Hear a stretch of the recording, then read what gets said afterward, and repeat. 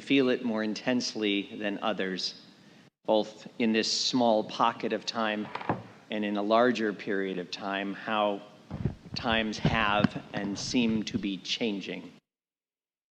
Many of you may be wondering, those who come on time or after, those who join us online, what does a rabbi do at shul before services? This is not a joke. This is just a general question. What is it that a rabbi does at shul before services? Have times changed? The answer is the rabbi stands in our streaming hub together with Randy, head of our tech, chatting about some of the technical details of the streaming of services before being called out into the foyer to talk to two police officers. Times have changed. That's not what I used to do before services, but it is what I did today. Times have changed in lots of ways. I can't help but remember about 7 years ago, 7.5 years ago now, on high holidays, at our amazing and beautiful Slichot services, I in fact invited him in person at an event, and then through electronic means invited then Mayor Tory to say a few words of greeting to the 500 or 600 people who were and would be gathered for Slichot. And oh, for the good old days, he didn't come. Oh, for the good old days when the mayor had no reason to come to us. And yet, this week, on Thursday night, we were pleased and proud, if saddened as well, to be hosting an event here at Temple with the Deputy Mayor of Toronto, Mike Cole, with the Mayor of Toronto, Olivia Chow, with the Deputy Chief of Police, the head of intelligence for our police forces, the head liaison to the Jewish community of the police forces, and the commander of Operation Resolute. Do you know what Operation Resolute is? It's the name of the police command established after October 7th to keep the Jewish community of Toronto safe. Oh, for the days when the mayor can't think of a reason to come. It was a meaningful gathering on Thursday night. There were other more colorful gatherings in the city that night. I'm grateful that ours was not the one we hosted, was not one of the more colorful ones. Because that wasn't the goal, you know, don't you think? We have color enough. These times are challenging. They're difficult. It was easier for all of those officials to be gathered here on Thursday night because earlier in the day, the main news in Toronto was the announcement by the Chief of Police that any further demonstrations on the bridge, mere steps away from Temple Sinai, would be prohibited because of public safety concerns, and that anyone who came to the bridge to demonstrate and to interfere with public order should expect to be arrested. And while that was a very meaningful announcement, it didn't change the larger sense of the times that we're in and the reality of what we are experiencing. Before services this morning, in addition to the other things I told you that I did, I went over to the bridge. I went over to the bridge to see what was going on and saw a greater concentration of police presence than I have ever seen in this neighborhood before. Tactical vehicles, police cruisers, ambulances.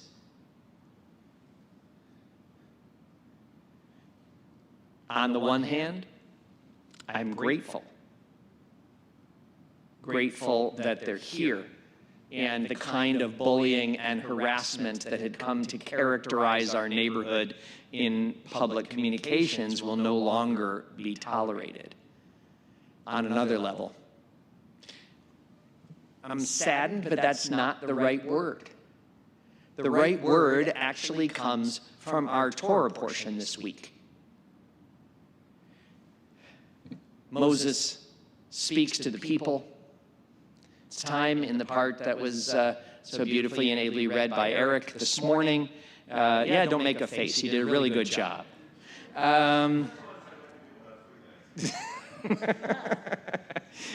Our Torah readers are amazing, and each one of them their own worst critic when they're chanting in front of the scroll. It says in the beginning of this week's Torah portion that Moses spoke to the people and told them that God had heard of their suffering and of their difficulty, and that they would be led out of Egypt. And the people, so it says in the end of the first aliyah that was chanted, did not listen to Moses. Me kotzer ruach u'me'avodah kasha. Kotzer ruach literally means not just a difficulty of spirit, it means a shortness of breath. That's what it means. I've had many conversations. One of them I remember most clearly with Selma Sage, alaiha shalom, that many of us here remember from her many years here with us on Shabbat mornings, describing for me as only Selma could the feeling when she was ill of not being able to get her breath. And whether it's because of some acute illness or asthma or any other challenge, when one cannot get a breath, nothing else matters. And that's how the Sfat Emet interprets that line. It's as if the entire people, because of the difficulties of their situation, were short of breath. They couldn't breathe deeply, and so they couldn't hear, they couldn't focus, they couldn't see anything else. As I was standing on the bridge, a woman pulled over in her SOV, opened her window, and began to speak to me. She said, "You're Rabbi Dolgin, right?" I got that question, right? And then she said, "What is all this?" And she knows what's been going on, but what's going on? I said, I don't have any information that you don't have. I think after the announcements this week, they're all here to keep us safe. She said, but it's never looked like this. I just left my daughter at home. Should I go back home? Should I stay home? Maybe I shouldn't go out at all. And I said, I can't tell you what to do. You should do whatever you feel will keep you and your family safe. But I will say this, I think the goal of the police is to allow us to go on with our lives. So if you feel that you can, go on with your day. Much more easily said than done. Much more easily said than done when there is and has been a feeling in one's own neighborhood that you don't know what's to be, that you don't know whether you're safe, that you don't know what someone will do, that you don't know how you'll be treated. These are not fantasies or phobias. This is the real situation in which we've come to live. And so it is understandable, not compared to others, because trauma and emotion aren't about comparison. It is understandable that there's a bit of kotzer ruach in the neighborhood, a bit of shortness of breath. And that's what I saw on Thursday. As the municipal leaders and the leaders of the police forces stood here in this building to meet with people in the neighborhood, not to meet with our members, although a number of our members were here, to meet with people in the neighborhood, Jewish, not Jewish, members, not members. And for a period of time during it, it was difficult to maintain a sense of order. There was no violence. But the fear and the threat, the sense of being under threat, were palpable in the room. We have no off-duty police today, and as I speak to you, 4 police walk by in the foyer, stopping in the building. I don't presume that anything is wrong, or we would know, but it's that sense of concern, of fear that's derived from uncertainty, from a lack of awareness of what will happen next. And so we can see and feel what our people in ancient times, in a very different visceral sense, were going through. It's difficult to look beyond the moment when the moment is so fraught. But we can. We can.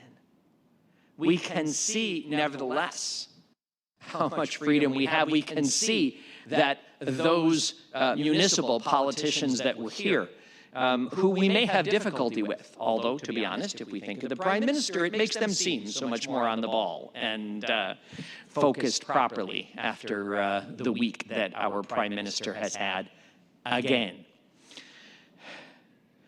But all the same, they were here to stand with us. They were here to listen to us, and not because there's some election brewing, which there is not, but because, for good and for bad, to different degrees, they really do care and have experienced some of the hooliganism that's going on in our society themselves personally.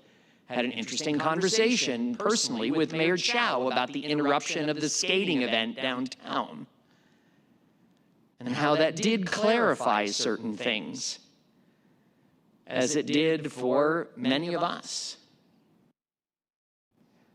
During a time like this, I think we can be forgiven for a bit of kotzer ruach, for a bit of that shortness of breath, and that emotional concern for what's happening. But hopefully there is a movement on a changing of moments in our neighborhood, and hopefully we can look up and look out and see that there is a larger community that primarily holds the same values that we hold.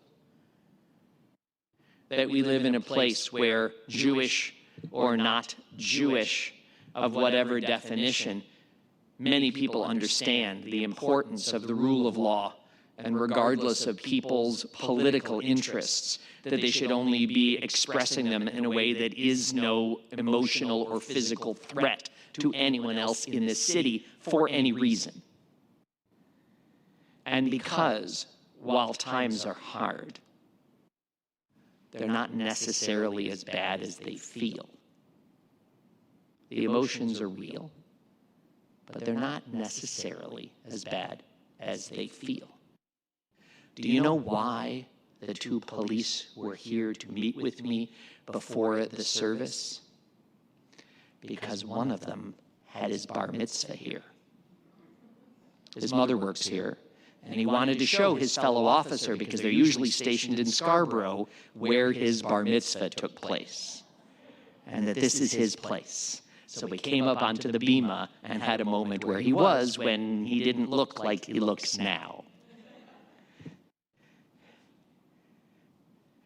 We look forward to a time. I believe in a time, and I with you will work for a time when the reason for a police officer to be at Temple Sinai on Shabbat morning is only to remember his bar mitzvah.